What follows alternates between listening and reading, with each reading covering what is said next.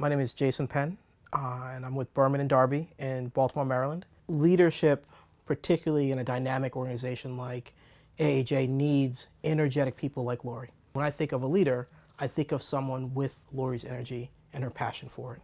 I'm the chair of the Minority Caucus, and I look up and I see Lori's regularly attending and offering, how can I help? And that's sort of her spirit, to say, how can I help you? How can I help advance the goals? Because it's the goal of AAJ. So how can I help? When I think about Lori as someone who is there and dedicated to AAJ, it's to list the number of committees and organizations that she's on would probably be about as long as my arm, really. The fact of the matter is that she is someone who you give her a task or you give her an idea and she runs with it. And she encourages others to follow her.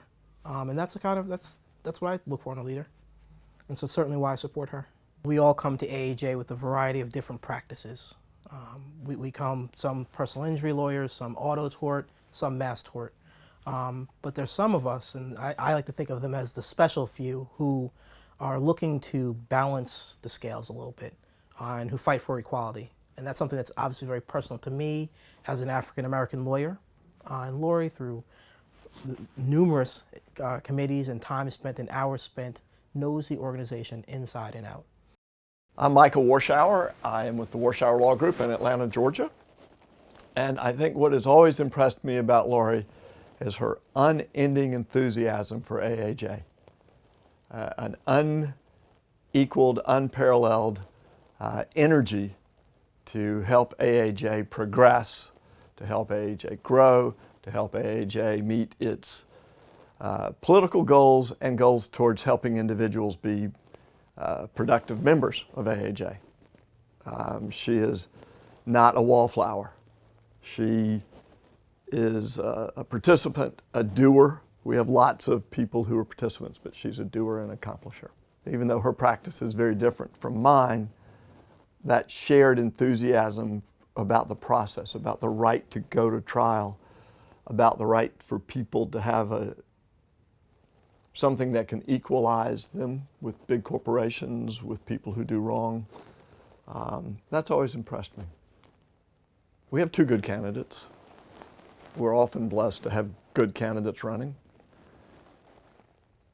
I think you have to look at not what someone has done in the last year or so, once they've decided to be a candidate, but look at what they've done in the last decade or so.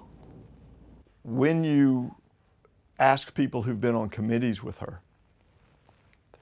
has she ever been given a task that didn't get done? And the answer would be no. Every time she's ever been given a task, it gets done, and it gets done enthusiastically. So my name is Andy Betterman. I'm a trial lawyer from the Washington, D.C. area. But I was most impressed by the leadership positions she gained on what I call the leadership committees: budget, executive committee, and of course I know her best from PAC because I've chaired the PAC for the last several years, and I've had an opportunity to work closely with her.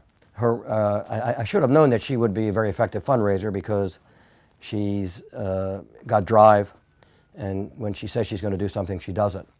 And you really can't say that about a lot of people. And I wish I had a whole committee of people like her who, number one, have the energy to do things, number two, volunteer to do them, and number three, when they do say they're going to do them, they do them.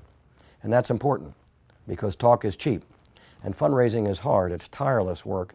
But she, like me and like others, decided to go out on her own, which takes some guts because not everyone's wired to do that. She has a lot of energy.